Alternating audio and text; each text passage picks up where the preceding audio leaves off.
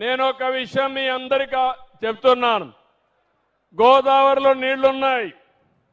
ఈ సంవత్సరం 5,000 టీఎంసీ నీళ్లు సముద్రంలోకి పోయినాయి. నా ప్రయత్నం 200 టీఎంసీ నీళ్లు పోలవరం నుంచి నల్లమల సాగర్కి తీసుకొచ్చి అనుసంధానం చేయాలని. 200 టీఎంసీ ఎప్పుడో వస్తాయి. 40 సంవత్సరాలుగా సంవత్సరం ఆవరేజ్ చూస్తే 2,000 టీఎంసీ నీళ్లు సముద్రంలోకి పోతున్నాయి. ఆ సముద్రంలోకి పోయే నీళ్లు ఒక 200 టీఎంసీ నీళ్లు మనం తీసుకుంటే రాష్ట్రంలో కరువు అనే మాట ఉండదు. అది చేయడానికి పోలవరం నుంచి నల్లమల సాగర్ ప్రాజెక్ట్ అని చెప్పి మీకు తెలియజేస్తున్నా. ఈ ప్రాజెక్టు పూర్తి చేయగలిగితే చాలా సమస్యలు పరిష్కారం అవుతాయి. ఇంకొక విషయం కూడా గుర్తుపెట్టుకోవాలి. ఈరోజు తెలంగాణ రాష్ట్రం ఏదైతే ఒక ప్రాజెక్ట్ని పూర్తి చేశారో మన కాళేశ్వరం ప్రాజెక్టు పూర్తి చేశారు. కాళేశ్వరం గోదావరి పైన వస్తుంది, మనం కిందనున్నాం.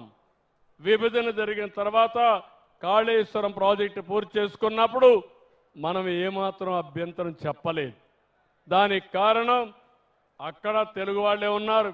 మీ అందరికీ తెలుసు, నేను సమైక్య ఆంధ్రప్రదేశ్లో ముఖ్యమంత్రిగా ఉన్నప్పుడు హైదరాబాద్ నగరాన్ని తెలుగు జాతి కోసం కడితే మన సోదరులు ఈరోజు అక్కడుండి దాని ఫలితాలు అనుభవిస్తున్నారు. నేను సంతోషపడుతున్నా. మన వాళ్ళు ఇప్పుడు చూస్తే దేశంలోనే ఎక్కువ తలసరి ఆదాయం వచ్చే రాష్ట్రం తెలంగాణ.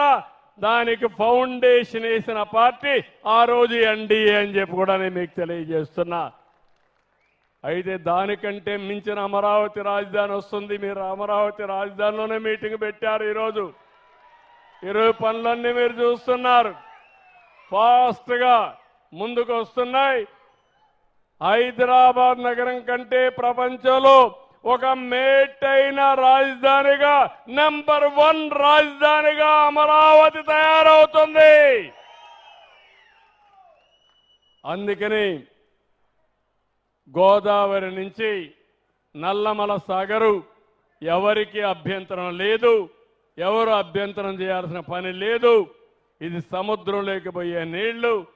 ఆ నీళ్లు మనం ఉపయోగించుకోవడానికి ముందుకు పోతున్నామని చెప్పి మరొకసారి తెలియజేస్తున్నా. మొన్నే హంద్రి నీవా నీళ్లు తీసుకొచ్చి చిత్తూరు కూడా ఇచ్చాం, మడకసిరకు కూడా ఇచ్చాం. అంటే చివరి భూములకు నీళ్లు ఇచ్చాం, చెరువులకు నీళ్లు ఇచ్చాం. నేను ఇక్కడే మిమ్మల్ని అందరినీ కోరుతున్నా, మీరందరూ ఒక పని చేయాలి. సాగునీటి సంఘంలో మీ పరిధిలో ఎన్ని చెరువులు ఉన్నాయి, అవి పంచాయతీరాజ్ చెరువులు కానీ మైన్ ఇరిగేషన్ చెరువులు కానీ, ఆ చెరువులన్నీ నింపే బాధ్యత మీరు తీసుకోవాలి. గొలుసు కట్టు చెరువులు ఉంటాయి. ఒక చెరువుకు నీళ్లు పెడితే ఇంకొక చెరువుకు నీళ్లు పోతాయి, అక్కడి నుంచి ఇంకొక చెరువుకి ఇవ్వచ్చు.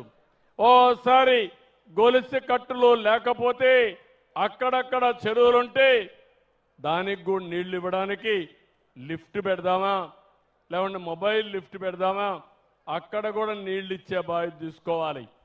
దగ్గర 38 చెరువుల్లో నీళ్లు పెట్టగలిగితే తద్వారా మీరు గుర్తుపెట్టుకోవాల్సింది భూగర్భ జలాలు పెరుగుతాయి. భూగర్భ జలాలు పెరిగితే పైనే నీళ్లు ఉంటాయి. దీనివల్ల మనకు కరువు అనే మాట రాదు. దీనికి కూడా ప్రయత్నం చేయండి. మిమ్మల్ని అందరినీ ఒకటే కోరుతున్నా, మొన్నటి వరకు ఇంజనీర్లే ప్రణాళికలు తయారు చేసేవాళ్ళు. ఇప్పుడు ఇంజనీర్లతో సమానంగా మా సాగునీటి సంఘ ఇంజనీర్లు మీరందరూ తయారు కావాలి. క్రియేటివిటీ మీ సొంతం కావాలి. వినూత్న ప్రయోగాలు చేయాలి.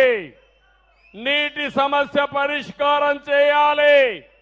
తక్కువ ఖర్చుతో ప్రయోజనాలు పొందే వినూత్న ఆలోచనలు మీరు చేయగలిగితే ఇది సాధ్యమని చెప్పి కూడా నేను మీకు తెలియజేస్తున్నా. దీనికి కూడా మీరు ముందుకు రావాల్సిన బాధ్యత ఉంది.